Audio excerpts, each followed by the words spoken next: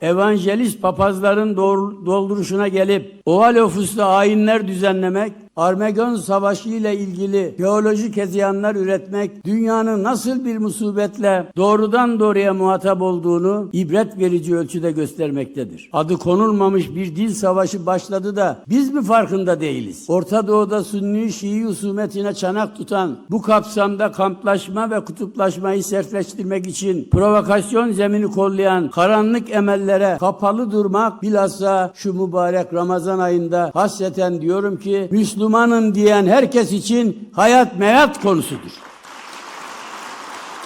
Bu tuzağa hiçbir Müslüman düşemez, düşmemelidir. Böylesi bir vebale hiçbir din kardeşimiz ortak olamaz, olmamalıdır. Şii de Müslümandır, Sünni de Müslümandır. Bozgunculuğun davulunu çalanlar, sanal ihtilafların namusunu tutanlar alçak kere alçaktır.